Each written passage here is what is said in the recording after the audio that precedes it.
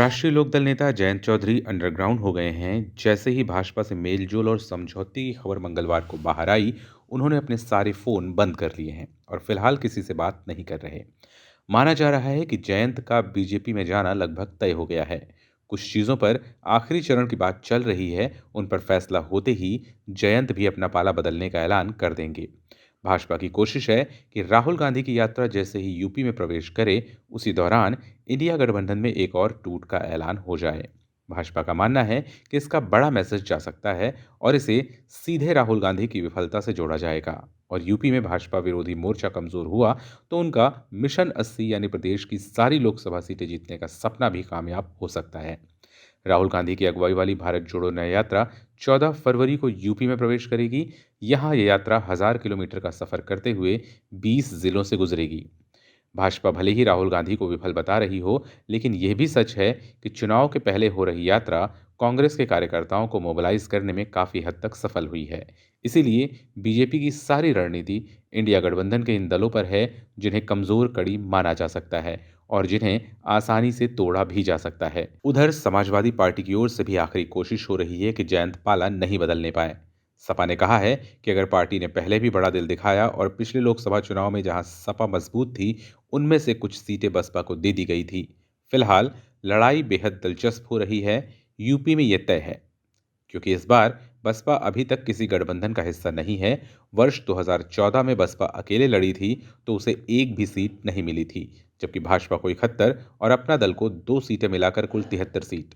सपा को 5, कांग्रेस को 2 सीट मिली थी, जबकि वर्ष 2019 में बसपा, सपा, कांग्रेस, राष्ट्रीय लोकदल एक साथ लड़े थे और गठबंधन के दलों में सबसे ज्यादा फायदा बसपा को हुआ था। बसपा को 10 सीटें मिली थी, जबकि सपा को फिर 5 सीट मिली। कांग्रेस 2 से घटकर 1 पर आ गई और राष्ट्रीय लोकदल का खाता भी नहीं खुला था। भाजपा को इस गठबंधन से जरूर नुकसान हुआ और 2014 की तुलना में उसे 9 सीट कम मिली। भाजपा 62 सीट जीत पाई। अपना दल की 2 सीट मिलाकर कुल आंकड़ा 64 था। बीजेपी को 2019 का अंकगणित कतई अच्छा नहीं लगता, इसीलिए गठबंधन टूटने की खुशी उससे ज्यादा किसी को नहीं होगी। वहीं जयंत को डर है कि पिछली बार महागठबंधन का हिस्सा रहते हुए भी राष्ट्रीय लोकदल खाता नहीं खोल पाया था। वे इस बार अपनी पार्टी का खाता खोलने को आतुर हैं, इसलिए हर तरह से दुरुस्त समीकरण की तलाश में दोनों तरफ हाथ पांव मार रहे हैं। माना जा रहा है कि जयंत के पाला बदलने की कोशिश में उनकी पत्नी की बड़ी भूमिका है, जो शुरू से बीजेपी नेताओं के संपर्क में है। 2019 के आम चुनावों में जयंत चौधरी की पार्टी आरएलडी ने सपा बसपा के साथ गठबंधन में 3 सीटों पर चुनाव लड़ा और तीनों सीटों पर दूसरे नंबर पर आई थी।